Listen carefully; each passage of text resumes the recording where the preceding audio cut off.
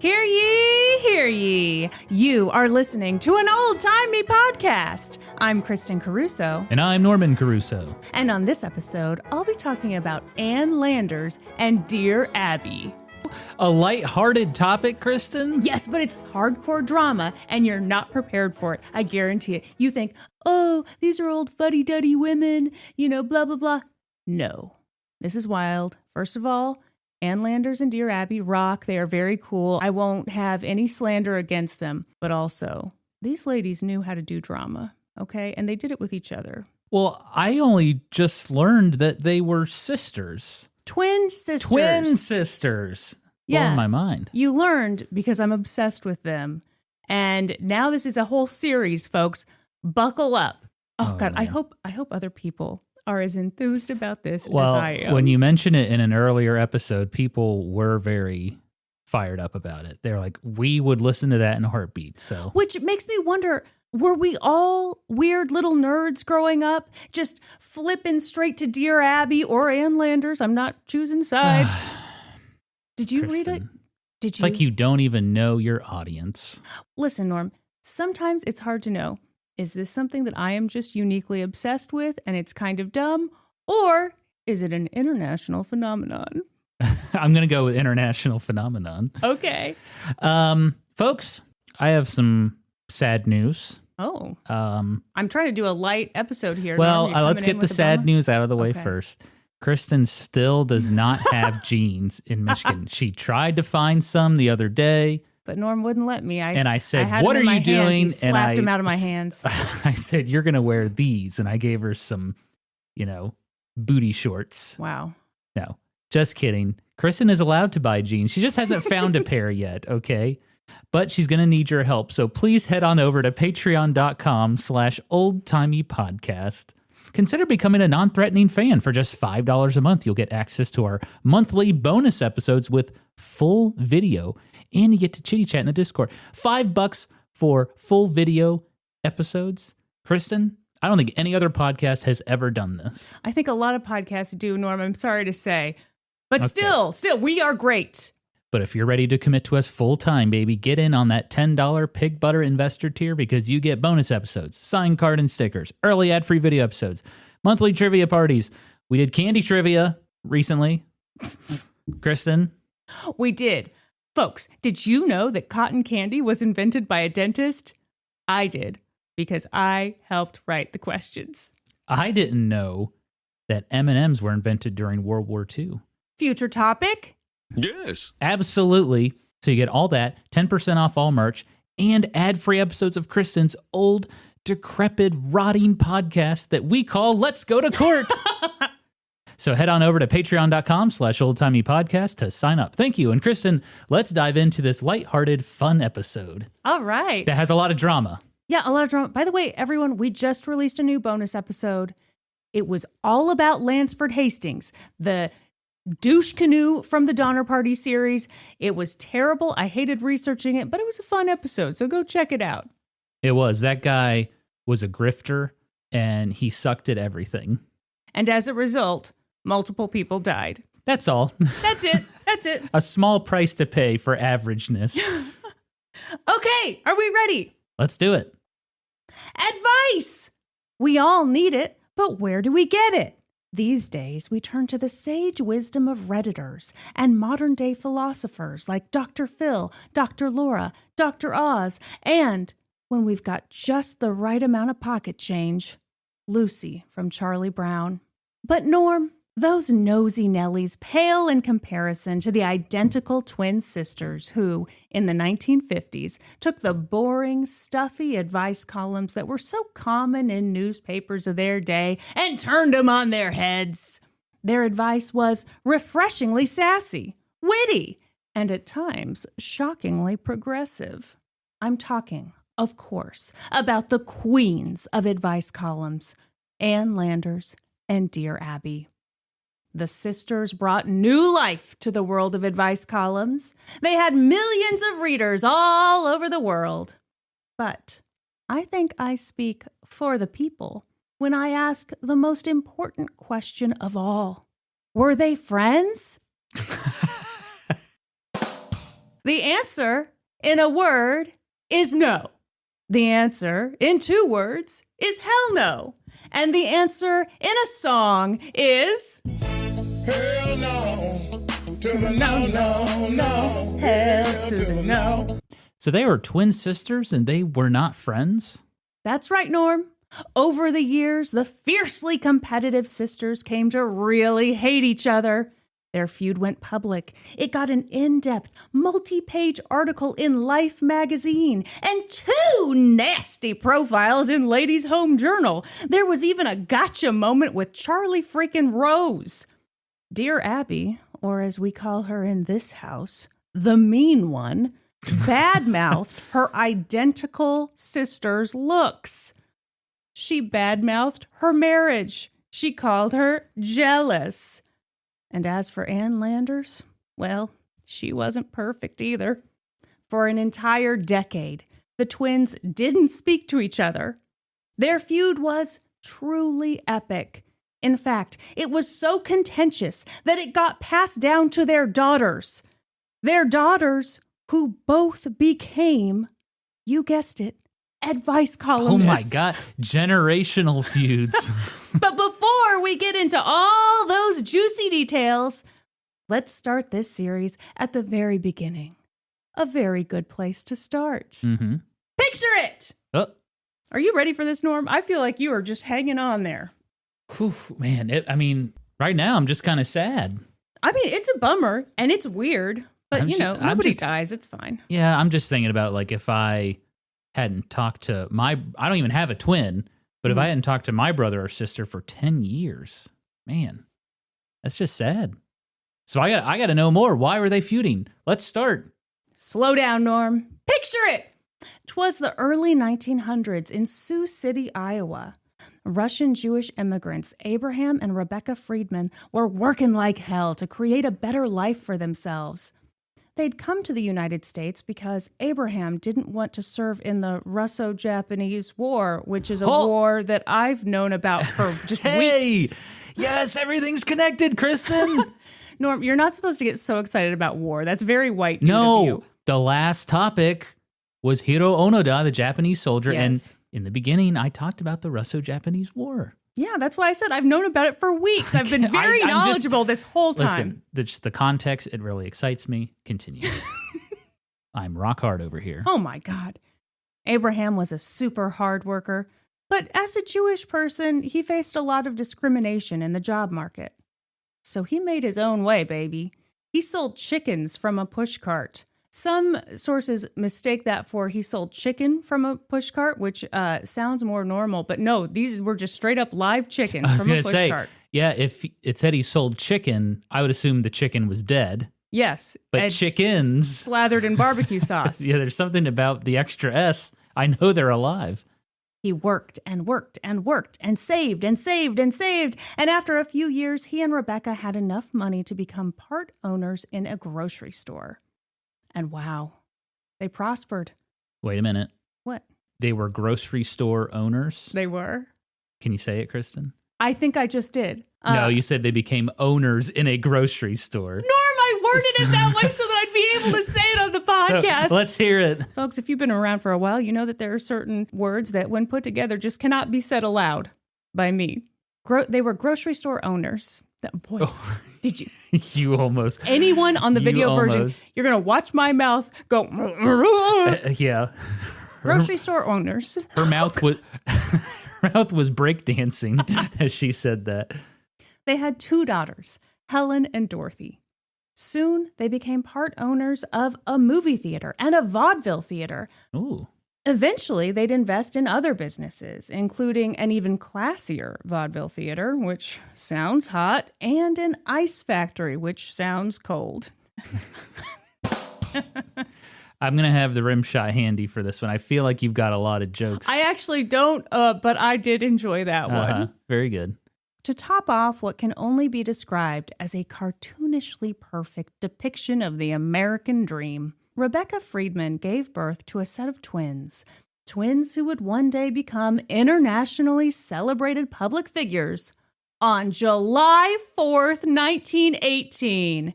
Dun, dun, dun, dun, dun, dun, dun, dun, dun, dun. That is patriotic right there. Yeah.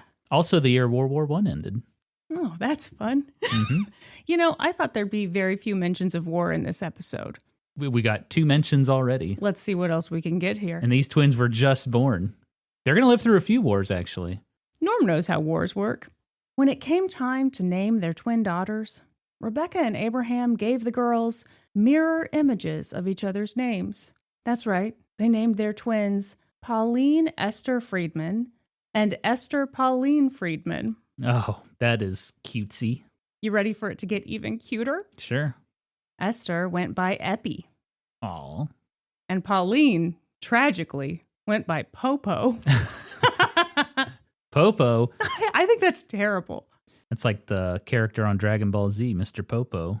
Norm, please, we're trying to keep this kind of cool. All right, I'm already talking about Dear Abby and Ann Landers. Now you got to talk about Dragon Ball Z. Dragon Ball Z is very cool. Okay. Watched it every afternoon after school. I hope there's some other history hoes out there that agree with me. Anyway, Kristin, do you even know what Dragon Ball Z is? Yeah, it's an anime thing. Anyhow, That's there's balls and accurate. dragons just flying up your face. That's accurate too. Yeah. Yes. I do want to pause and talk about the nicknames because I was like, they called him Popo. I mean, Epi is cute, but Popo, I don't know. The oldest daughter, Helen, got the nickname Kenny. Huh. How do you get from Helen to Kenny? I don't know. I don't know either, but apparently people are getting from Margaret to Peg, so who am I to step in here? Mm-hmm. Also, second oldest daughter, Dorothy, got nicknamed Dubby. My grandma was named Margaret and her nickname was Babs. The world is such a strange place. We'll never understand it. Epi and Popo would one day become the number 1 and, ouch, number 2 most popular syndicated columnists in the world. But for now, they were just babies, beautiful babies. They had bright blue eyes and striking dark hair. As the years went by, Epi and Popo did everything together. They shared a room. They shared a bed. Not so fun fact, they shared a bed from the time they were infants until the day they got married. Oh. Oh, Well, what age was indeed. that? 21. Oh. I mean, that's a twin thing, right? I mean, not to that not to that extreme level, but like twins usually like share a room or like do things together all the time, Well, I right? think usually you share a room if there's not enough rooms in the house for each kid to have a room. That makes sense to me. I think by law, twins have to be in the same room. But sharing a bed? Mm-hmm. No. Yeah, that's a little too far. Get yourself a set of twin beds for your twins, huh? See, it's cute. It's in the name. I mean, yeah, that makes sense to me. Anyway, I'm getting ahead of myself and grossing everyone out. Everyone knew the Friedman twins. They were so charming, so petite, so well-spoken, so social. They sang duets together. Their parents encouraged them to memorize every song by the Andrews sisters so the girls could sing it together and do the choreography together and play the violin together while wearing the same clothes and the same hairstyle and eating the same foods and thinking the same thoughts and basically having the same name and being the same person, but just a mirror image. Isn't it fun? Isn't it cute? Isn't it fun? Isn't it cute? You hardly ever saw Epi without Popo, which meant you hardly ever saw Popo without Epi. It was totally healthy and definitely not a problem. So don't worry about enmeshment. The term hadn't been invented yet, and they're not codependent. You're codependent. Ooh. Anyhow. Kristin, you're a little fired up over there. Well, this is just a totally normal thing, and I'm ready to defend it. I mean, at least they were actually twins, unlike the Sutherland sisters, right? Wait, what's your beef? What? Unlike those fucking Sutherland sisters. Norm, there are so many problems going on in this story, and you're like, you know what? Like 100 years ago, some lady with really long hair pretended to be part of the Sutherland sisters, and that's a problem. Hey, they're living in the same time. Weren't the Sutherland sisters late 1800s? They were a little past their prime by then, Norm, but, not the point. Okay. I'm just saying they're actual twins. Yes. Yes. It's true. It's at this point that I think we need to pause and say that these days, parents seem to understand that twins need to be treated as individuals. Yes, it's cool that they're twins, but they are also two different people who may need support fostering their own separate identities. Except Norm doesn't know that because he thinks that by law, all twins should be in a snuggie together. I'm going to have to say I don't agree with that stance. I think twins should always be together. But yeah, Norm, you're kind of an old-timey guy. That's kind of how they thought back then. And it's certainly the way that Abraham and Rebecca Friedman thought. This extreme closeness was what they wanted. They encouraged the twins to have the same friends, to join the same clubs, attend the same classes. And that was great for a while. It was undoubtedly cute as hell. But Eppie, who would one day become known as Ann Landers, began to feel a little stifled. When she was just 11 years old, she became racked with guilt because she realized that, unlike Popo, who would later become known as Dear Abby, Ann preferred shredded wheat over puffed rice. And although that seems like not a big deal at all. No. Both terrible cereals, by the way. But yeah, all right. That's the scandal here, is that they're both bad. I mean, I got to say, we were spoiled as kids with all the cereal options. You know, back then, they're fighting over shredded wheat and puffed rice. Yeah. So Rice Krispies, basically. Yes. Yeah. But think of all the cereals we had, Kristin. I'm thinking about them right now. Yeah. The cereal aisle is still, to this day, a glorious place. Okay. On the count of 3, say your favorite cereal. Oh, God, I've got to think. Think about it. Well, I don't eat a lot of cereal. Okay. 1, 2, 3. Fruit Cracklin' Loops? Oat Bran. Yeah, you're way more excited. I like it all. Okay.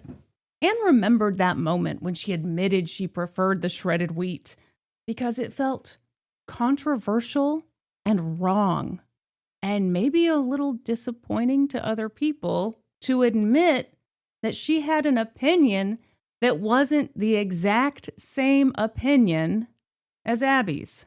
Ooh, that's really low stakes stuff here.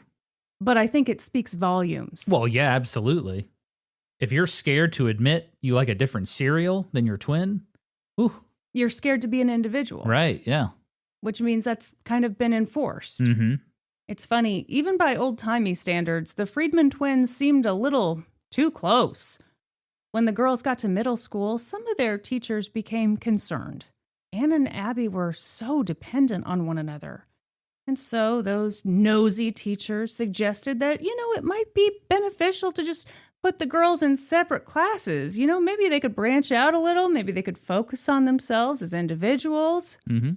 But I don't think I need to tell anyone that it was the worst idea that anyone had ever come up with since the beginning of time. Did mom and dad intervene? No, Norm, just to give you a small sampling of the drama that we will experience in this series, you should know that in response to being told that maybe they should attend separate classes, Anne and Abby marched straight to the principal's office and told him that they would rather die than be separated. Oh, my God. And then they spent the rest of the day crying.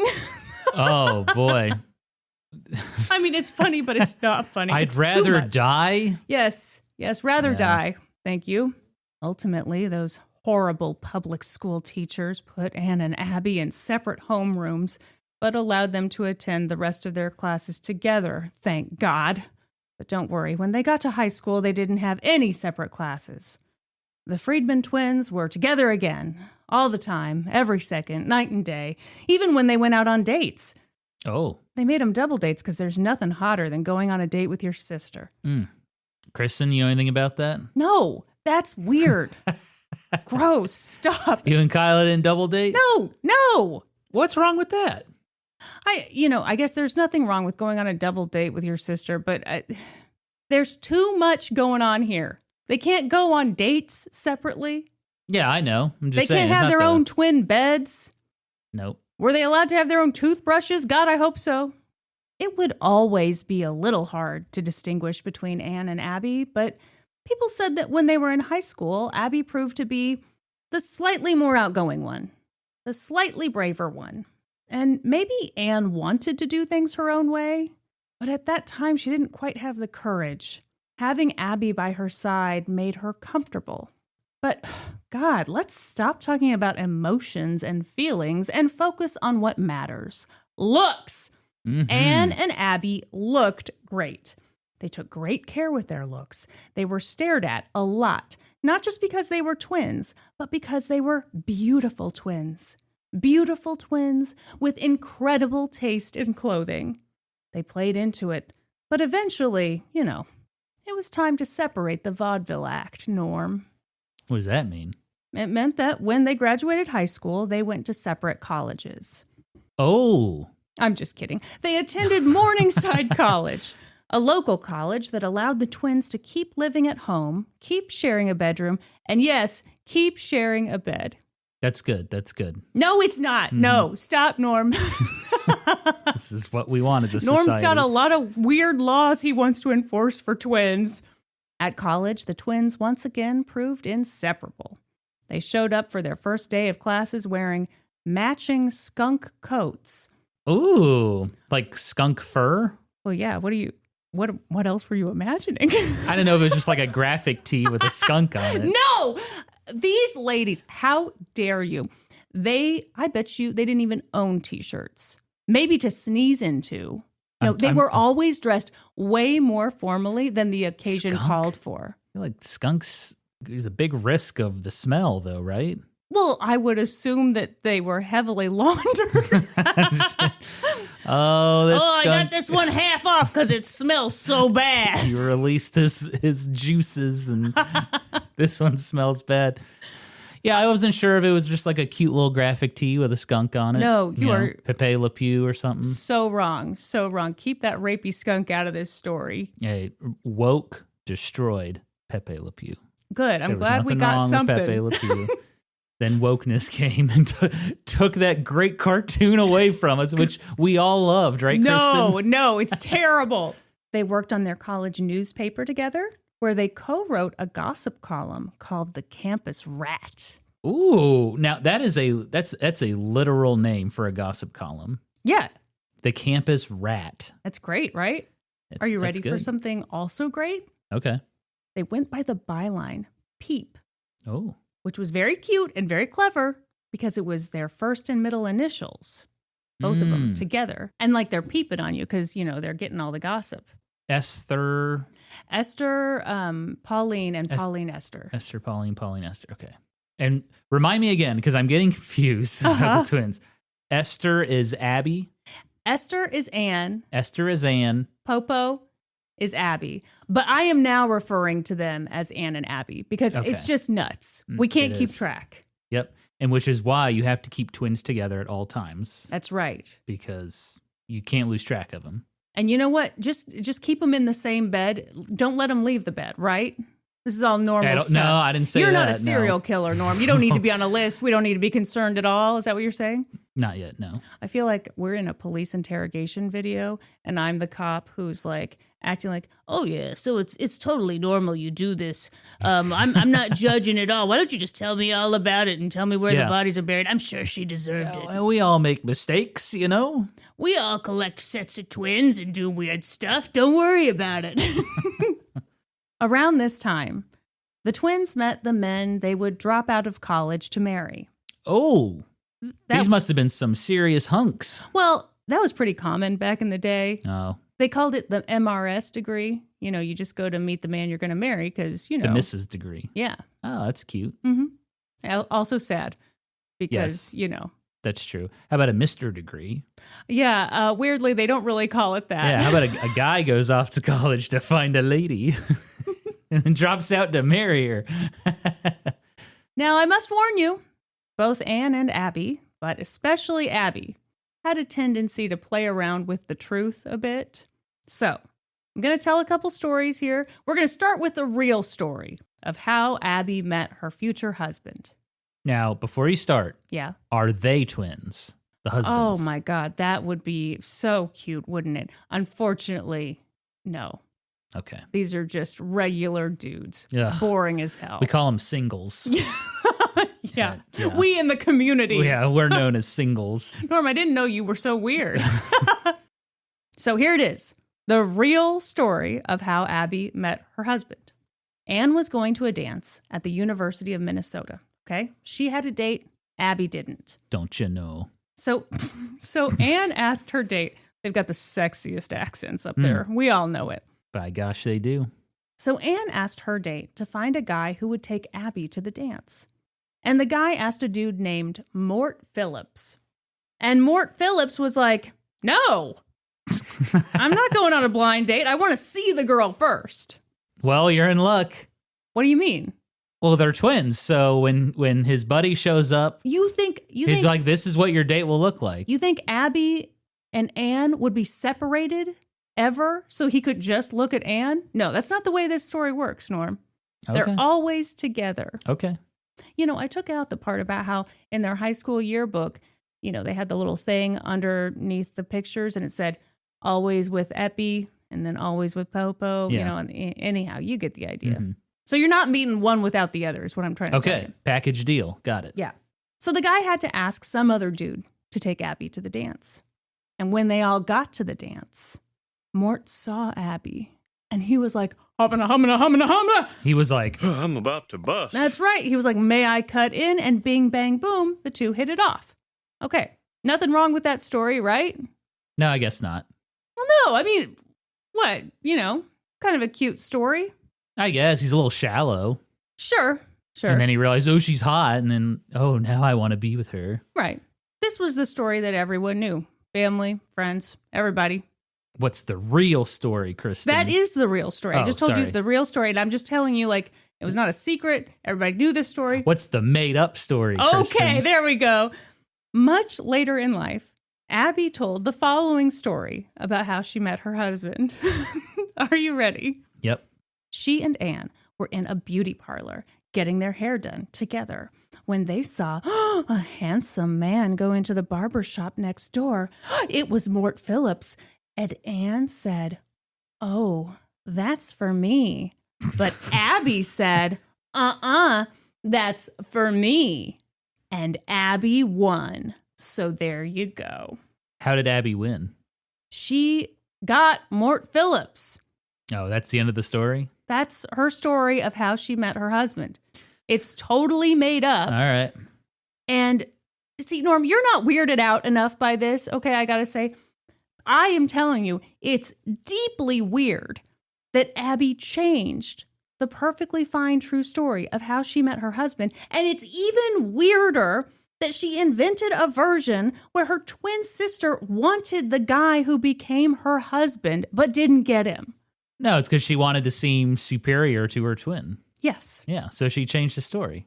Yes. Yeah, I get it. I understand. I get it. I do it all the time. No, Kristin, I don't have a twin. As much as I wanted a little brother growing up. Oh, did you really? I did. Oh. I remember asking my mom. Uh-huh. What'd she tell you? No. Actually, it was more like... Hell no. To the no. 3 was more than enough. Yeah, after me, it was it. By the way, I was an accident. Norm. I should not exist right now. It's a miracle I'm here. I don't know that it's recording a miracle. a podcast. A lot of people are surprises, Norm. Pleasant surprises. Mm-hmm. But look at you now. Uh-huh. Her pride and joy. That's right. A podcaster. Oh, what every child wants to be now. So I think that weird lie speaks volumes about Abby. She was always very proud of landing Mort Phillips. And to be honest, he was quite a catch. Hot? You know, not a bad looking guy, but the real... Big biceps? I don't know about that. And honestly, You got the measurements? academically, he wasn't blowing anything out of the water. Mm-hmm. Really, what I'm talking about is his money. He had a great ass. Dude was loaded. Oh, he was... Okay, well, okay. You're like, oh, well, I'm not worried about his ass anymore. He was the heir to his family's liquor business. Ooh. Cha-ching, glug glug. That might be a problem in the coming years. Why? Prohibition. Well, Norm, they were born in 1918. Oh, shit. Prohibition's over. Yeah. Never mind. Well, how'd they keep the family business going, Kristin? They started a liquor business after Prohibition was repealed. Ah. Smart. That's genius right there.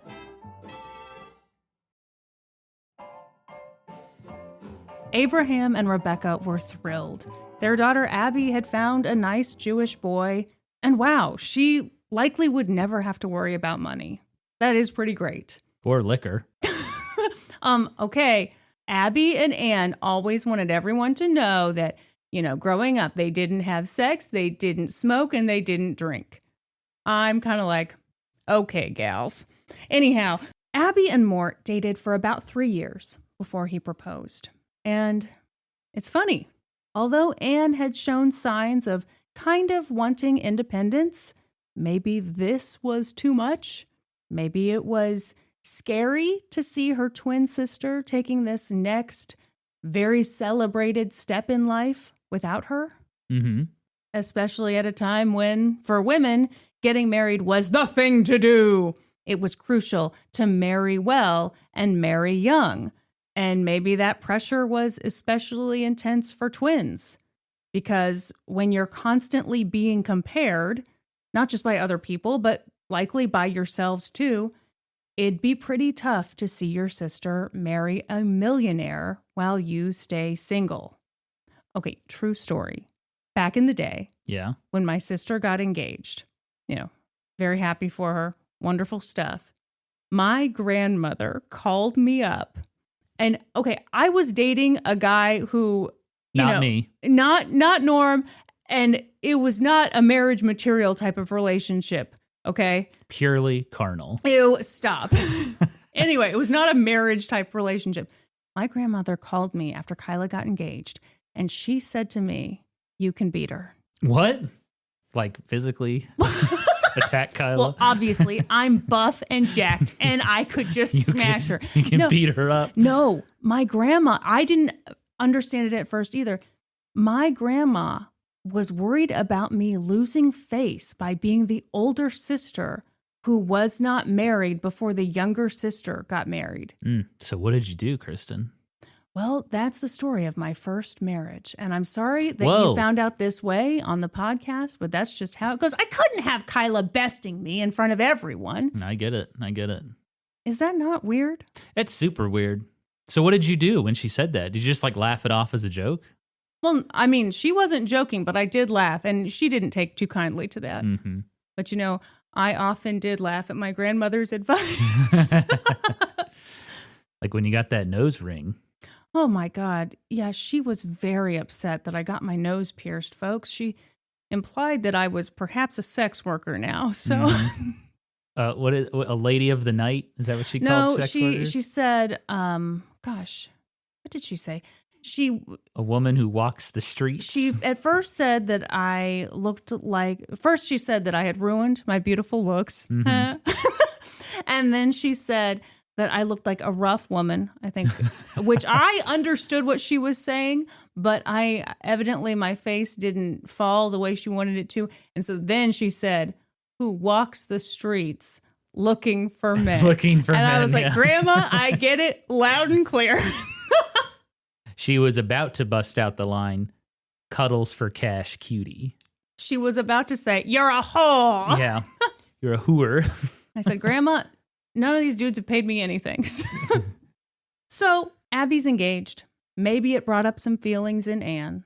And as luck would have it, No? not long after Abby got engaged, Anne met a guy named Louis Dreyer. He was in law school at UCLA. And no, okay, his dad didn't own a gigantic liquor company, but His dad invented the electric dryer. Oh. Louis Dreyer. No, that would be amazing. Sorry, that's a really stupid joke. But we have to keep it in. Okay, what did his family do? Sorry for interrupting that awful joke. His dad was a VP at RKO Pictures. RKO? Heard it? Yeah. Yes. Uh-huh. King Kong. Yeah, if you've listened to our Lucille Ball series, see, context, I knew you'd get excited. Man, when you interrupted for the dumbest joke of all time, and that's stacked up against my joke about... Stacked up like a washer and dryer? Yes, and also compared to my jokes about the vaudeville theater being hot, the ice... Hot like a dryer? Oh my God, okay. I surrender. You're amazing. This is improv, folks. So yeah, She got her guy, UCLA law, RKO pictures, checkmate. Okay, so marrying into money too. Now Anne had also found a wealthy young Jewish guy. And 12 seconds later, bing, bang, boom, they're engaged too. Ha! Double checkmate. I've never played chess. And wow, Anne loved Louis so much. Like so much. She was the way you're saying this, it makes it seem like she does not love him. No, this was all real love. The kind of love people brag about on Instagram. That's how you know it's real. Okay. Oh, yeah. And so, since Anne and Abby were both engaged, Abraham and Rebecca decided to hold a joint wedding for the twins. Oh, boy. Hey, save How did money, I not live see better. this coming? I don't know. Of course they're having a joint wedding. I did say they shared a bed from the time they were infants until their wedding night. Oh, God. Their wedding night. Oh, God. Yeah, you're right. It would be perfect. On their 21st birthday, the 4th of July, 1939, the gals would marry their grooms wearing identical wedding dresses. Wow. Oh, it would just be perfect and not weird at all. This is exactly how twins should live. This is perfect. It's really better for like a sitcom than real life, don't you think? It started as an idea for a sitcom, but the more we saw it, the more we're like, this should be real life. This is just how it should be. By law. Yeah. So they got it all planned out, ready to go. But there was just one issue. Oh my God, they didn't have veils yet. So Anne and Abby went off to the T.S. Martin department store where they went wedding veil shopping. Not to JCPenney? No, I'm sorry, Norm. I was really hoping for another connection to a previous episode. There will be some more. Really? Oh my goodness. Yes, Norm. I love it. I love it when we can connect the dots. So, while they were there shopping for matching wedding veils for their double wedding, a salesman named Jules Lederer helped them make their selection. Was Jules good at picking out wedding veils? Absolutely not, I say. I saw a picture of Anne and Abby at their joint wedding. And It looks like they're wearing beaded beanies. It looks terrible. Here, I've got a picture in this book. Beaded beanies? I'm sorry. They're beautiful women. Like a toboggan hat? I'm going to show you the picture. Will you scan this in and send it to Joe so we can put it in the episode? I guess. And folks, if you're not on Patreon for the video episodes, don't worry. I've got you covered. If it's just a little too spendy for you, just picture a really ugly wedding veil. And that's all you need to know. Norm, Look at that top picture. Oh, yeah. Describe what you are seeing. Well, it's almost like they're wearing like Russian military officer hats. Yes. Yeah. Yes. They are going to get scooped up for that Russo-Japanese war. It's already over, Kristin. Well, time machines, whatever it takes. World War II's coming, so. Hey, spoilers. Hey, whoa. The people don't know, Norm.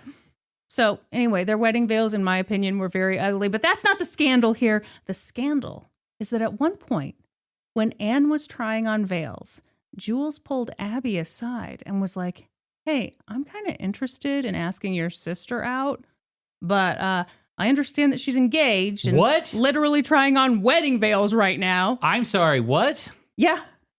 And Abby, who must not have been too fond of poor Louis Dreyer, was like, oh, you should go for it. Worst thing she can say is no. What?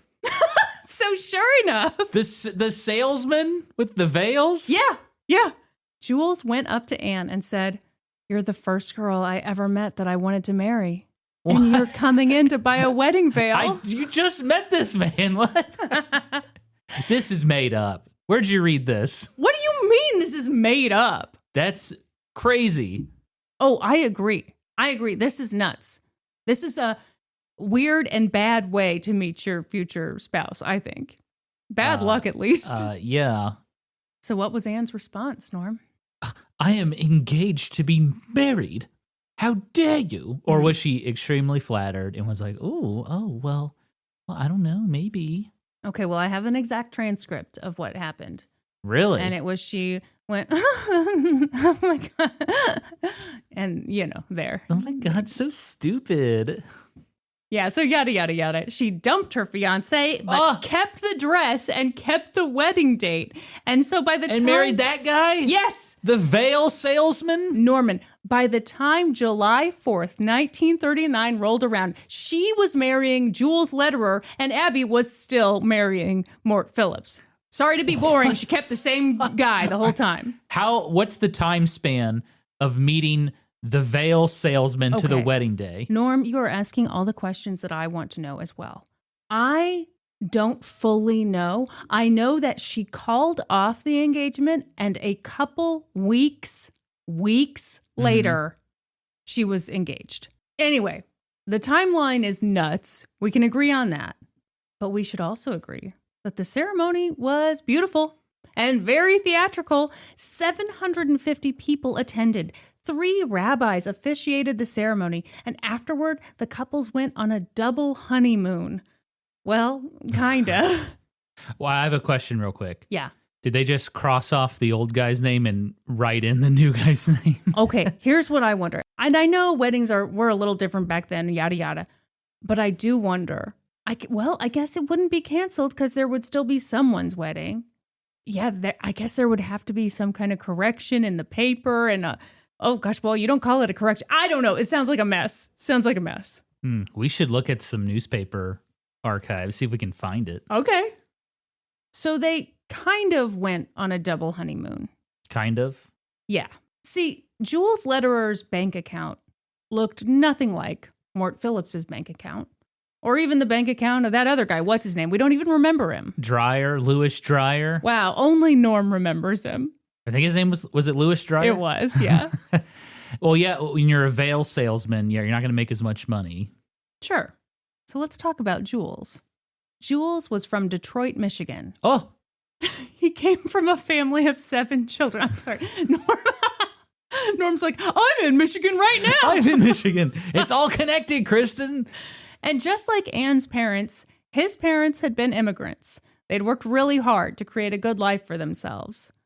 But tragically, when Jules was in high school, his dad died when his car was hit by a train. Oof. That left the Lederer family in a really tough financial position. The country was in the middle of the Great Depression. There were no safety nets. So Jules dropped out of the 10th grade to help support his mom and siblings. He'd done everything he could to keep his family afloat. He delivered newspapers, he worked as a stock boy, he worked as a janitor, anything to get a little money to help support the family. And, I mean, hell, that's so admirable, so impressive. No, Jules didn't have millions of dollars like Mort did, and no, he didn't have a college degree like Mort did. Hell, he didn't even have a high school diploma. But Anne saw in him the same thing that her father saw in him. Jules had ambition. He had an incredible work ethic. He could make things happen. He just needed time. I mean, you are certainly ambitious when you ask an engaged woman if you can go out with her. Yeah. I mean, knows what he wants, goes after it. Jules and Mort were both good guys.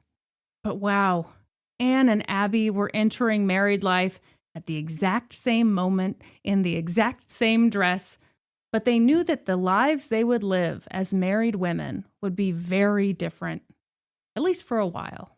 Abby knew that by marrying Mort, she'd immediately be thrust into the good life, and she was stoked. And Anne knew that by marrying Jules, they'd have some tough years. But, she kind of liked that idea. She loved Jules, she believed in him, and she knew that he had an incredible mind for sales. He had drive. It had taken her own parents a while to get to where they were, and she was willing to put in that time and effort with Jules. It's kind of like that old saying of like, you'd rather be like happy in the mud than bored in a palace. Yeah. Yeah. Is that what's going on here, kind of? We'll find out. Okay. But there was no getting around the financial differences between the two couples. And that became immediately apparent on their joint honeymoon. See, they were supposed to go on a 2-week romantic adventure to Chicago and Minnesota and all over Canada. And Abby and Mort did all of it, of course. But after just a little while in Chicago, Jules and Anne ran out of money. They had to cut their honeymoon short, which is sad. Because who wants to miss out on a honeymoon with their sister? What a shame. For the next several years, Anne and Abby led very different and very separate lives. Abby and Mort lived it up! They took fabulous vacations to exotic locations like Palm Springs and Honolulu. Ooh. They met celebrities, and oh my God, Abby loved celebrities. She even got a little part in a movie. It was called At War with the Army. It starred Dean Martin and Jerry Lewis. It was a musical. It's in the public domain now. Stop asking about it. They had a boy and a girl. They had a staff of people to just help them out.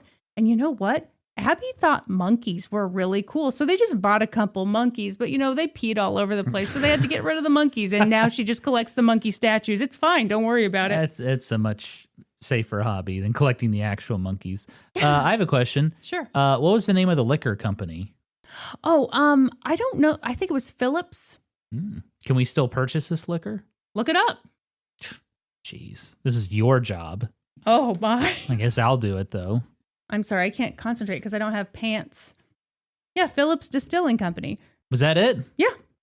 In St. Paul? You know it. Minnesota. They met at that Minnesota frat party. Ooh. Or did they meet outside a barber shop when Anne was just coveting thy neighbor's goods? So you can still buy this stuff, huh? Well, yeah. It wants my birth date to look at the website. Jeez. You can't even look at this sexy bottle of vodka. Make me feel young again. I just want to see what their brands are. Ooh, Phillips Peppermint Schnapps. We have now slid into the sneakiest ad of all time. You see, folks. Okay, no joke. Let's reach out to them. Let's say, hey, well, we're the number one history podcast in the world. Uh-huh. We talked Please about don't look your this company. up. Uh-huh. And so We said only nice things. And so how about you? We definitely didn't call Abby the mean one. Absolutely not. Oh, yeah. Oh, Sourpuss. Mm-hmm. What? Vodka, Excuse Rebel me? Stove. What did you call me? Okay. We have a lot of Minnesota history hosts. Let us know about this Phillips Distilling Company. So, life sure was grand for Abby, but it wasn't quite so grand for Anne. For a while, Anne and Jules lived just above the poverty line. They moved around a lot for Jules's work. Anytime he found a job where he could earn a little more money, they moved. I have a question. Yeah. I know Mort is probably going to be able to skip World War II. What about Jules? Why are you skipping ahead in the story, sir? I mean, You're just so obsessed with wars. Well, hang on. You're like, get to the next war. Hang on. Uh-huh. Hang on. Uh-huh. They got married in 1939. Yes. That is the year World War II started. So I don't think I'm skipping over anything, Kristin. Do you think that if these guys go to war, I'm going to skip that part because I don't like wars? That would be hilarious. And then the guys just disappeared and it was sad, but let's not talk about it. They left home, those bastards. And who knows where they went. They came back with something called PTSD. I don't get it. World War II is called battle fatigue. Oh, yes. Mm-hmm. Okay, sorry. Am I premature effectuating? Am I getting ahead of myself? Yes. Okay, all right. Anyway, continue.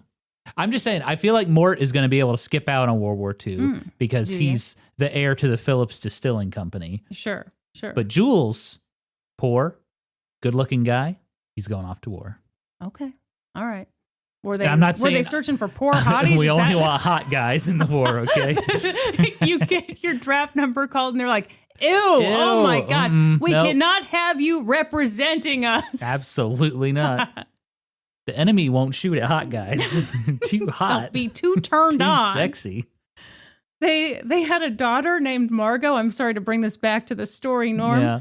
They lived in a series of very small apartments. First in Sioux City, later in Milwaukee, then in New Orleans, and most tragically of all, St. Louis, Missouri. Oh God. Gosh. That was probably the worst place they lived. Well, yeah, because they were there for more than 3 days. And we all know you can't be in St. Louis for more than 3 days. You'll go nuts. Kristin's opinion, not mine. They think they're so smug with that fucking arch. The arch is cool, but they're not better than Kansas City. I'm just telling you. Hey, they call the arch the gateway to the West. And remember that plaque we saw in St. Joseph, Missouri that was like, we're the real gateway to the West. Unlike that one fucking city. I love a bitchy plaque. because you never expect it. A bitchy plaque in St. Joe, Missouri, by the way. Which, if there was ever a city that needed to just calm down a bit, it's St. Joe. Yes. So things were tough. Obviously, they were in St. Louis. But from what I could find, Anne never spoke badly about this time in her life. She just spoke about it very matter-of-factly, but never in a self-pitying way. If it bothered her that she had less than her sister, she didn't talk about it publicly. But later in life, Abby sure did. Oh? She made sure to paint herself as the one who'd married better, the one who had more, and who was, sometimes sad to see all the great stuff she had compared to all the shitty stuff that Anne had. It just made her sad because she's a good person, Norm. I feel sorry for you. Norm, I feel sorry for you that I dress better than you, I live better than you, and I have a better vehicle than you. I just feel bad for you. We're married, right? I feel bad for you because I married so much better than you did. It was an odd transition. Anne and Abby, after living so much of their lives in tight, arguably oppressive proximity, were now adult women with families of their own, living in different states. And it might have stayed that way, except for a very strange twist of fate. Ooh. Norm, in 1944, both Jules and Mort got drafted. Oh, wow. I really thought Mort was going to get away with it. Okay, it's funny. The book I read did go into more detail on this. I didn't include the detail because I forgot my husband's obsessed with wars.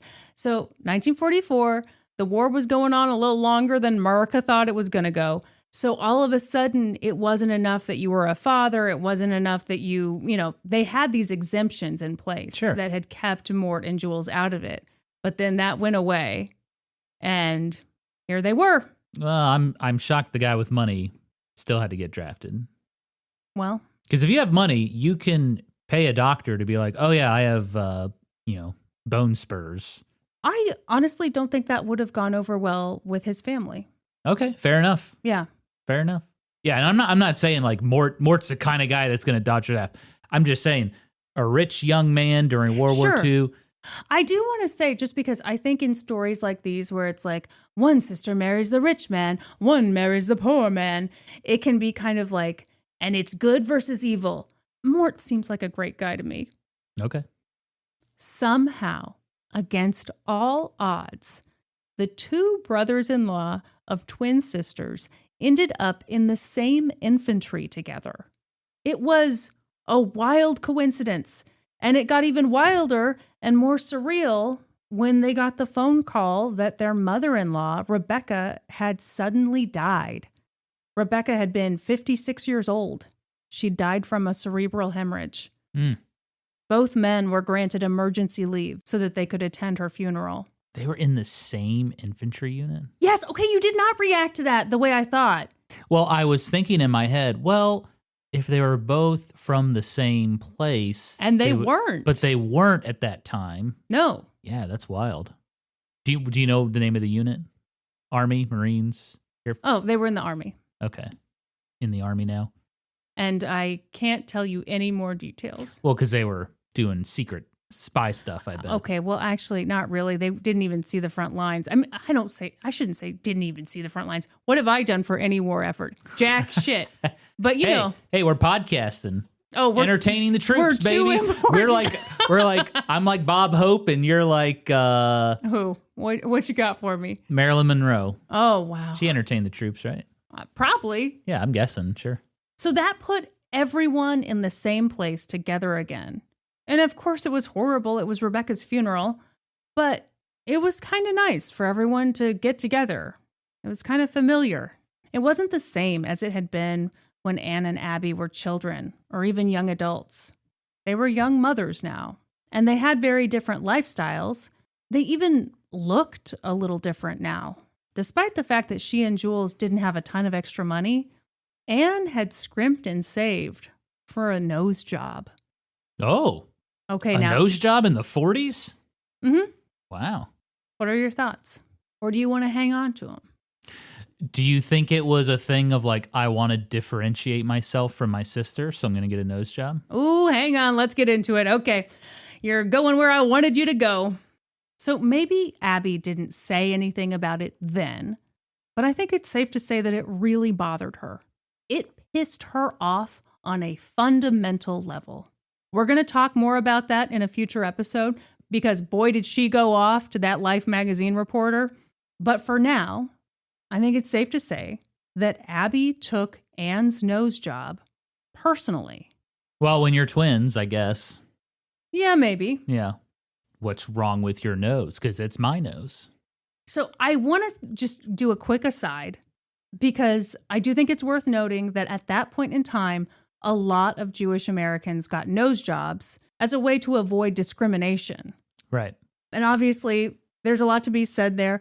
But personally, I don't think that Abby resented Anne's nose job because she saw it as an attempt to appear less Jewish. I personally think that Abby saw it as a separation and maybe a rejection and maybe a signal that they weren't running the same race anymore.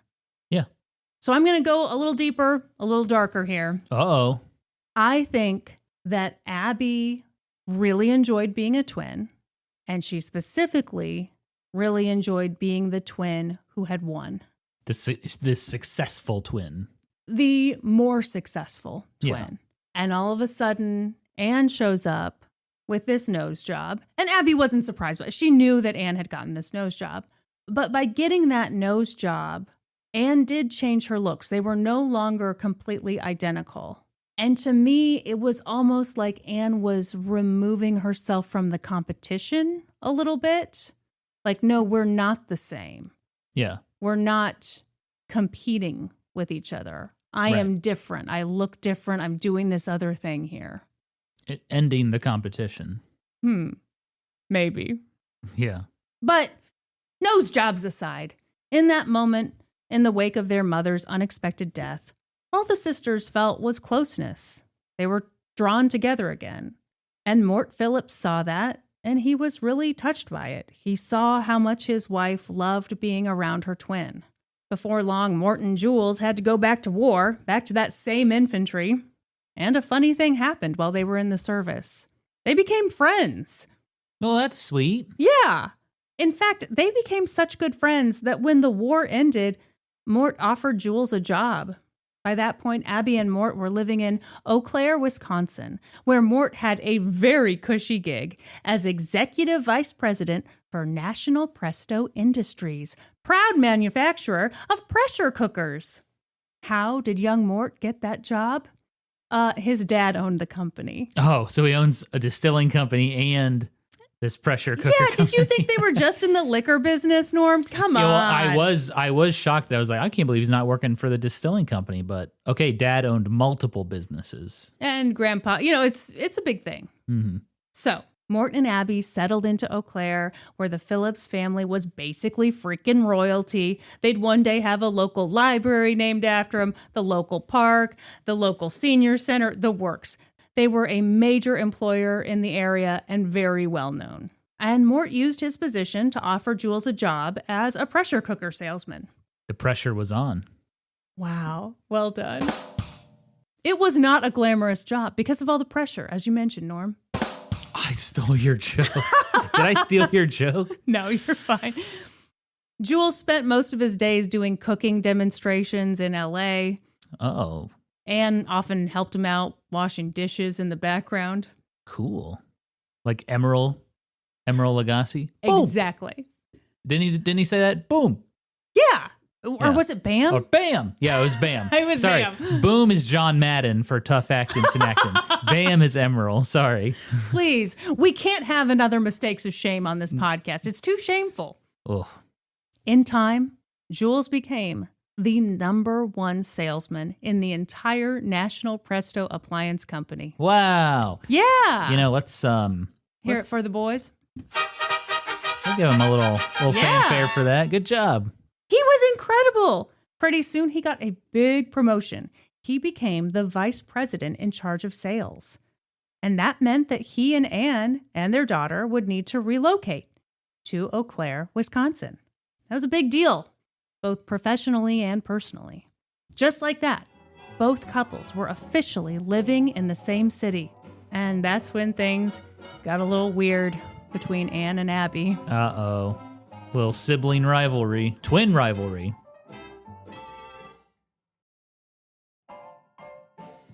Abby and Mort lived in a really nice big house. They had a governess to watch the kids. They had a lady who cooked and cleaned for them. They had a dude who was their permanent handyman. What's a governess? It's like a nanny, but I think they also do education. They're also in politics. It might be more of an old-timey term for a nanny, actually. Yeah, I've never heard that before. Meanwhile, Anne and Jules lived 15 minutes away in a house that Anne sometimes referred to as the Peanut Place. There was nothing wrong with it. It was a cute middle-class home located at 1617 Valmont Street, Eau Claire, Wisconsin. Is it this cute little 2-bed, 1-bath? Yeah, it's the Peanut Place. That is a tiny little house. It's a tiny little house. Man. And okay, I don't have the exact address for Mort and Abby's place, but I do have a picture of it, and we can put that in the video version. And again, if you don't have the video version, I'm going to help you out. You just go look at Abby and Jules's place and just picture a house that basically swallows that one. and you've got theirs. Oh, yeah. Much bigger house. I'm looking at the listing for the Peanut House. Mm-hmm. They don't even mention that was Ann Lander's house. People do not appreciate history. Okay, the house they grew up in, which I don't know why I didn't mention that. Hang on. Let me mention that was 1722 Jackson Street in Sioux City, Iowa. That place has been abandoned. At least that's what I saw. 1722 Jackson Street. Oh, that's a cute house. There's a car in the driveway. Oh, maybe it hasn't been abandoned. That hasn't been abandoned. I don't know what I was looking at. I'm sorry. I am sorry to whoever owns this house now. 4-bed, 1-bath. Built in 1910. Yeah. So that was a newish house when they it was there. Okay. Yeah, it's crazy. Sometimes we'll look up properties from our episodes, and there's just like no mention of the history of that house. I think that is wild. I know. They need to be listening to this podcast and update their Zillow listings. Can you imagine you're just listening to a podcast and all of a sudden you hear your address? Right? Oh my gosh. Crazy. So, you and I both agree. Anne's house was very cute, but it was very dinky compared to her twin sister's home. So, Anne and Abby were in close proximity again, and in some ways it was good. They went shopping together, they threw dinner parties, they volunteered. Later in life, Abby would position herself as the more prominent one in Eau Claire. Really? She said that when they both lived in Eau Claire, everyone just knew Anne as Popo's sister. Yes. But actual interviews with people who knew them back then showed that people didn't really think of Anne as being less than Abby or being attached to her. They just saw them as the twins. They saw them as local women who both had husbands working high up for the major local employer. So despite the good times, and I mean, of course there were good times, that old, weird, competitive edge resurfaced between the two sisters. Uh-oh. Neither one of them wanted to be the fat twin, so they both dieted to keep their weight down. Oh. I think that sounds awful. Do you know what their diet was? No, but I know that we're all so hard on ourselves about our bodies. And I think that would be one of the aspects about being a twin that would be really tough, is knowing that everyone's kind of comparing you to. And, we try to set aside the toxic diet stuff, but it would be really hard. It would be way worse with a twin. Yeah. And you're both dieting? So it's like another competition? Yes. Yeah. The competition to be perfect. Mm-hmm. They also became competitive about getting public recognition. One time, Anne gave a speech to the local American Red Cross, and it went over really well. She did a great job. And once word got out about how well Anne had done, Abby called up another charity and was like, "Hello, I'd like to be the speaker at your annual meeting, please." What? And she was. She got it done. Oh, my God. Checkmate. This is petty stuff, huh? Oh, it's ridiculous. That's the thing about Anne and Abby, though. They both loved attention. They particularly loved attention from the local newspaper. They wanted to be mentioned. They wanted to see their photos in print. The local newspaper. Yeah, that was the thing. Norm, I mean, back then, it was yes. another time. I know. Back in the day, newspapers used to matter. That's right. I don't want to offend you as a former journalist, newspaper reporter. My life offends me. Oh, that's it's dark. just sad. No, it's just sad what has happened to newspapers. Yeah, of course. It got to the point that the editor of the local paper got irritated with them, and he told them, look, I'm only going to put your picture in the paper once every 6 months. You're on a ration. And unless what? They got a column, then their picture be in the paper every week. Norm, much like the World War II stuff, you are jumping too far ahead. Oh, sorry. No, they were sassy about it. They were like, well, if we do something great, we expect to be recognized and we expect our picture in the paper, blah, blah, blah. Oh my gosh. I remember the features editor having to deal with people like this at the newspaper. Really? Do you have any stories for us? I mean, not really, but there are people who want to be in the paper very badly, and they will harass the editor. Oh, man. Nonstop. So they're doing the weird competitive thing. And again, you think there's going to be a clear winner, but there's not, because yes, Abby and Mort had more money and more influence, but if you were at a party with both couples, it was Anne and Jules who really dazzled folks. Jules was a salesman. He was charming. He knew how to make people have a good time. And Mort, well, God bless him, he'd never had to develop that skill. Yeah. But who knows? It's possible that when Anne and Jules first moved to Eau Claire, Anne did feel like she was back stuck in her twin's shadow, and maybe that was the thing that prompted her to find yet another way to differentiate herself. And that's when the woman who would one day become Ann Landers decided that she was going into politics. Oh. Yeah. You weren't expecting that, were you? You were ready for the advice column to start. I was. I was also thinking about how I had no idea the name of that town was pronounced Eau Claire. Whenever I would see it, I would be like, oh, it's... Ew, Claire. Ew, Claire. Yeah. I had no idea how to say it. Disgusting. Or like, you Claire. Yeah. Or, yeah. Eau Claire, yeah. These are the downsides to never having taken French in high school. You and I are both screwed. I know omelette du fromage, cheese omelet. That's about it. So Anne wanted to go into politics. And it seemed like she'd be a great fit. She cared deeply about issues that affected everyday people. She was charming. She was a great negotiator. She was persuasive. She was an excellent public speaker, even though... We all heard that Red Cross speech.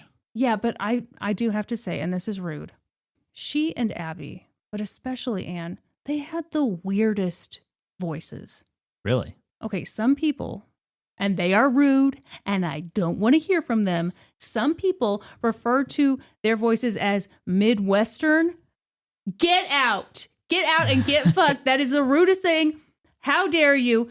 Can I listen? Please do. Go to YouTube and just search Ann Landers. You'll see an interview with her. Joe, if we could play the audio for folks, and if any of you even thinks about saying, oh, Kristin, I actually hear the similarities because you're Midwestern and you sound like that. Don't you dare, bitch. All right, Ann Landers, advice columnist. Well, I have had to change, but not because there was any pressure on me to do so. I had to change because I felt that change is growth. Mm-hmm. And I wanted to grow. There's always more to learn. The world's a different world today, Jim, than it was 18 years ago when I started to write this column. Oh, that is... What? That's upper Midwest accent right there. It is. Yeah, it is. For sure. It's all in the nose. Yeah. Anyhow, Anne started going to rallies for the Democratic... Hey. So, wow, Kristin, your voice sounds angelic. I know, people say it's hot. So Anne started going to rallies for the Democratic Party. She attended fundraisers, and in time, she became the head of the local Democratic Party Speakers Bureau. The Real Housewives of Eau Claire, Wisconsin. Okay, so far in this episode, I've been a little hard on Abby. Been talking about the little time she fudged her life story for no GD reason. Yeah. Now let's talk about Anne. Because it's true that she was very involved in politics, but it's also true that throughout her life, she had a tendency to sit and wait and learn and see how things played out. And then later be like, oh, that thing that we all know was bad. Well, I knew it first and I was fighting against it the whole time, gosh darn it. Like what? Okay, I've got an example for you. Around this time, when Anne was first getting into politics, Republican Senator Joe McCarthy was on his nutty witch hunt to find all the communists. Oh, God. Future topic? Yes, we need to do that. You may remember him from our series on Lucille Ball. Mm-hmm. The man was a menace. He needed to be stopped. He's the reason we have the term McCarthyism. He's been seen for a long time as a total douche canoe, okay? And so... I heard he had a ton of ass hair. It was embarrassing. What? Yeah. Yeah, I heard his butt stank. Because of the hair or... just, all of it, It's all ties in. Well, Norm, you'll be glad to know that later in life, when Anne would talk about her work for the Democratic Party, she would imply that she was, pretty at the forefront leading the fight against him. She was just so active in it. Really? All over it. After the fact. Yeah, because when you talk to people who were there with her, they're like, well, yeah, she was against Joe McCarthy, but I don't know that she actually really did anything. She was against him, but did nothing. Well, I mean, I think she's probably, just to be real, probably like me, like I vote and stuff, but am I doing anything more than that? I mean, not really. But I'm also not going around being like, I have been at the forefront. I've been leading the fight against authoritarianism. Why? Because I voted in the last election. Who am I? How dare you ask? You know me. I've been your leader this whole time. Yeah, okay. I get it. So I'm throwing that out there to establish that Anne and Abby both cared a lot about what other people thought of them. They were very careful with their public narrative, and neither of them was above exaggerating or in some cases kind of just completely fabricating a story if they thought it would make them look good. Now, the thing that's not up for debate is that in the early 50s, Anne was making a name for herself in local politics. And incredibly, despite being a Jewish woman in the Midwest in the 1950s, she was nominated to become the chairperson of the County Democratic Committee. She initially turned it down, but something changed her mind, and her biographers suggest that it might have been her father's death that spurred her to action. Oh, Abraham died. Yeah. Abraham died from cancer at just 64 years old. He'd always encouraged his daughters, but especially Anne, to do what they wanted to do, to be ambitious, to make a difference. So after initially turning down the nomination, Anne decided to accept it. The kind of weird thing is that no one expected her nomination to be controversial. Typically, the person who got nominated just got the job. It was a volunteer position. Oh, well, yeah. Shouldn't be controversial. Yeah, the rest of the local party would typically just kind of fall in line and vote the person in. But that didn't happen here. And since Anne's political career is not the point of this series, I'm going to try to move kind of quickly. It's a little messy. Okay, so there was this big controversy because the local union was having a tough time with Presto, the pressure cooker company. Oh. Were they really called Presto? Did I just miss that detail? I guess. What do you know about Presto? Are you like a big pressure cooker fan? Those are like still a thing. Well, yeah, Norton, this isn't like... Wow. We're not talking about the 1700s. I feel like my mom had a Presto pressure cooker. I feel like you're going to go out and buy Phillips vodka and a Presto pressure cooker. And, there are some other businesses involved here. I think you're just going to get all the accoutrement. Wow. Man, I feel like I'm hearing a story about celebrities. Oh, my gosh. You know what? You know how on like Instagram videos or YouTube videos, it's always like, I'll have the list of products in the link in the description. Yeah. What if we had a list of products? Everyone Presto pressure cookers, Phillips Distilling. Yeah. I think there will be more. Man, we really missed out not doing that at the JCPenney series. Boy, think of all that sweet Arizona jeans money we could be making. Hey, your mom shopped at JCPenney the other day and she said she found some great stuff. Norm, they're not sponsoring us. You don't have to keep bragging about JCPenney. I know. I'm just saying. I feel like our series is making a difference in the world.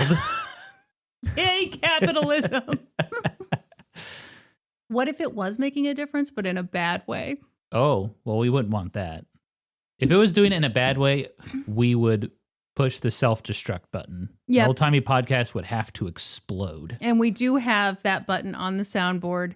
I do. It's not well labeled, so just look out, folks. If you ever don't hear from us, you'll know what happened. I don't want to accidentally press it. I do that sometimes. He meant to hit Hank Hill's button. I meant to hit the bust button, but instead it was self-destruct.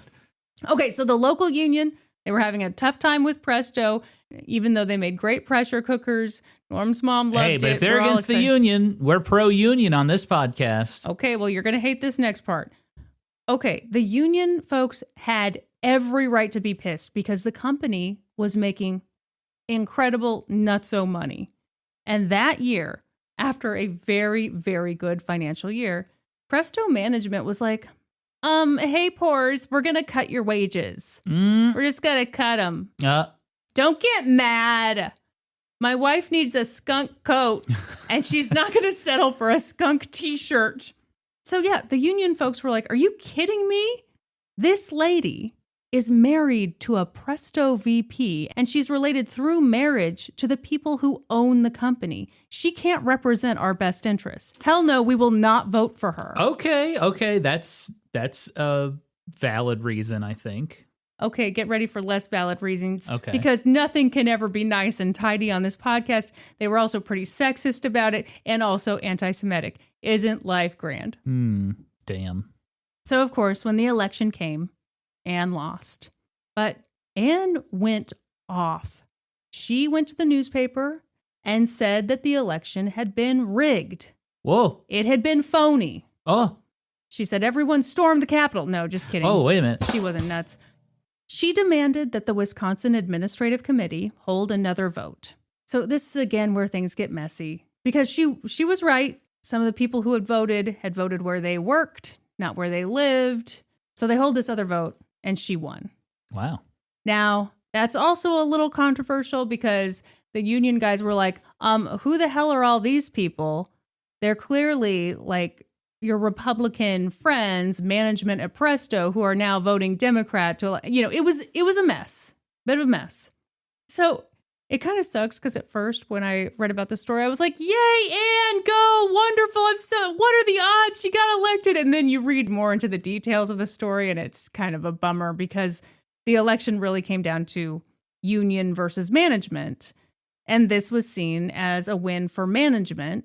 And ultimately, the big wigs at Presto were like, you know what? We can just move our manufacturing to a super cheap non-union place in Texas and Mississippi. Yep. And that's how 1,000 people lost their jobs. Tale as old as time. So to be clear, I am definitely not blaming that on Ann Landers. That was not her fault. Yes, it is. No, it's not. Yes, it is. No, it's not. I'm just kidding. But I do think it would be shitty to be like, her political career was so cool. Nothing to see here, folks. Yeah. So, although it was messy, Anne being named the chair of the county's Democratic Party was a big deal.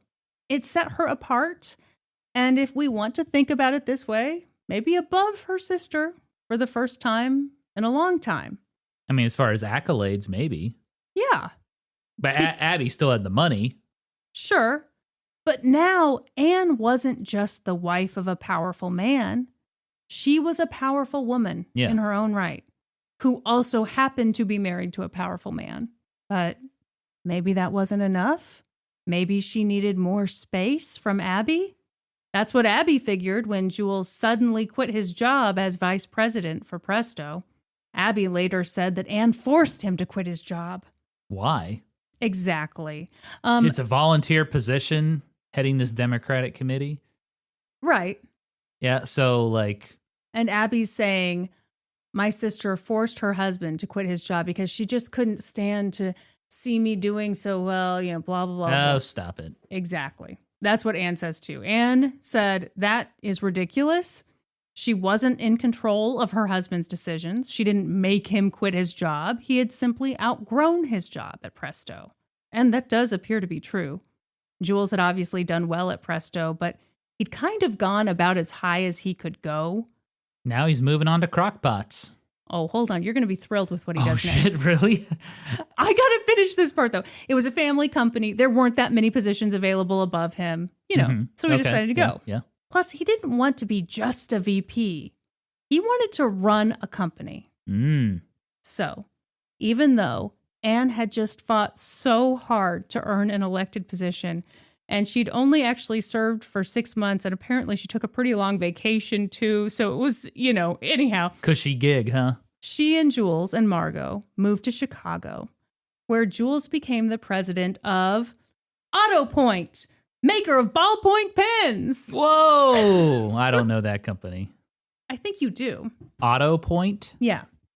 AutoPoint Pencil Company.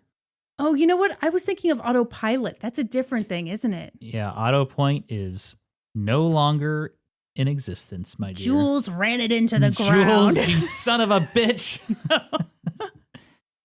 R.I.P. AutoPoint. Okay, well, we can't put a affiliate link for that one. We'll just send you to eBay, tell you to do your best. Yeah. Okay, so Jules is now in the ballpoint pen business. It's a very exciting time. And a lot of sex and drugs, and it's a wild ink line of work. everywhere. They moved into a swanky apartment located at 1000 Lakeshore Drive. Lakeshore Drive? Yeah, you just hear it and you're like, oh, okay. Well, was that building around when they moved there? That looks like a newish building. Well, anyway, that neighborhood, very nice. Yeah, not bad, huh? Mm-hmm. All of a sudden, Anne had her own staff. She had a lady who did the cooking and cleaning for her. It was all kind of fabulous. For a minute, she tried to continue her political career in Chicago. But apparently they were like, no, get out of here. And when she persisted and got herself a meeting with the Democratic political boss, he was like, lady, seriously, stop. If you keep at this, you might end up in Lake Michigan wearing a cement ankle bracelet. Oh. Yeah. Was it just like corruption in Chicago? Or? Norm, do you know anything about Chicago politics?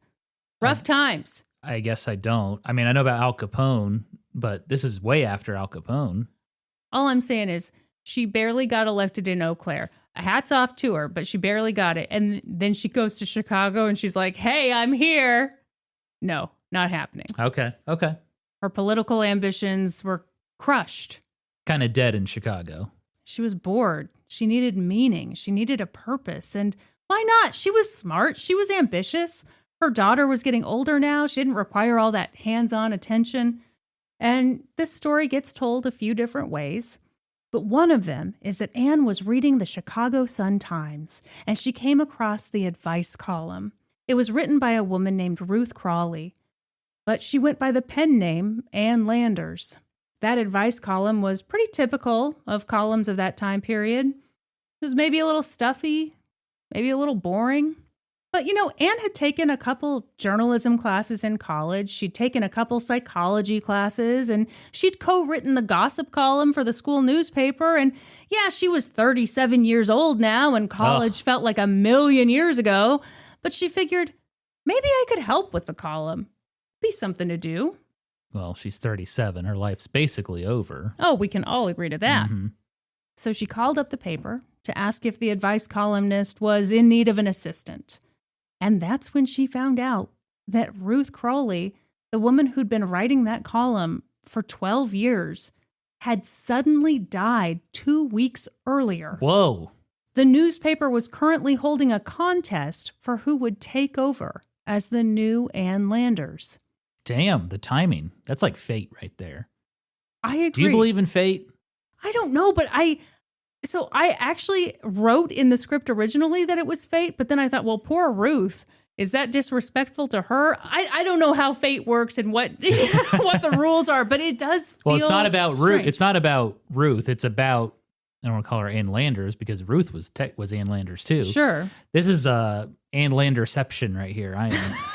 We are through the looking glass right now. All we have is our ballpoint pens to comfort us. It's a weird time. But yeah, it's about Popo. What? Is it Popo? Yeah. Abby? Uh-huh. No. Epi. Epi. I thought I was making it so much easier by giving you their names and then switching fairly early in the story. Yeah, but Ruth is also Ann Landers. I So know, there's I know. two Ann Landers Uh-huh. right now. Well, there's one and then there's a future Ann Landers. Sure. Anyway, Epi, fate. This is not about Ruth's fate. This is about Epi's fate to become the next Ann Landers.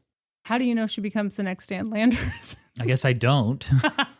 Is it because I ruined it by calling her Ann Landers? Oh, you're right. Shit. I'm so confused right now. Okay, so that's the kind of funny thing about this is I'm about to tell you about how she, applied for the job and it was a real tough contest. Geez, guess who wins? Yeah. So the contest was technically closed, but Anne knew she had to enter. She had to win. And oh, wow, what if she won?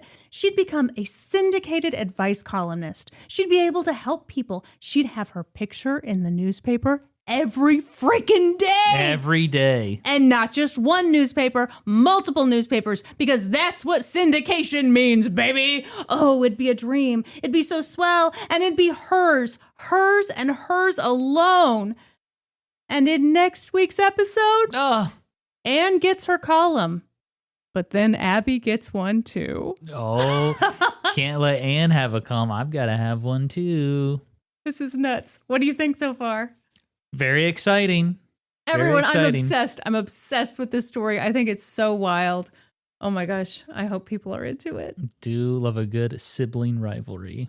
Norm, could we wrap up with me reading you one of my favorite columns from Dear Abby? Yeah. This is like when they do the best of. This is one of them. Okay. Dear Abby, 2 men who claim to be father and adopted son just bought an old mansion across the street and fixed it up. We notice a very suspicious mixture of company coming and going at all hours. Blacks, whites, Asians, women who look like men, and men who look like women. This has always been considered one of the finest sections of San Francisco, and these weirdos are giving it a bad name. How can we improve our neighborhood? Signed, Nob Hill Residents. What do you think she said back? Abby, Yeah, what did Abby say back? you suck. How about you move, Oh, you loser? dear residents, you could move. There it is. Yes! See, this is why you have to love Abby and Ann Landers. Was that all she said? That's it. And that's the beauty. Oh, I'm getting ahead of myself. The beauty of it is how concise they would get. Yeah. It's so cutting. Oh, you could move. Oh, I love that. Love it. Speaking my language, Abby. Mm-hmm. Kristin, great episode. Looking forward to seeing what happens next. Yeah. And I'm also looking forward to hearing about how they went from, dear sisters to we're not talking to each other. Well, I think we all, we're sniffing it out. I mean, there's rumblings right now. Yeah. But But I'm just wondering, what's the breaking point? What is it that ends it? yeah, Yeah. you'll find out. All right, well, let's wrap up this episode, Kristin. Okay. You know what they say about history, hoes? We always cite our sources. That's right. For this episode, I got my information from articles in Life magazine, Ladies' Home Journal, CNN, The Washington Post, The New York Times, and the book, Dear Anne, Dear Abby, the unauthorized biography of Ann Landers and Abigail Van Buren by Jan Pottker and Bob Speziale. That's all for this episode. Thank you for listening to an old-timey podcast.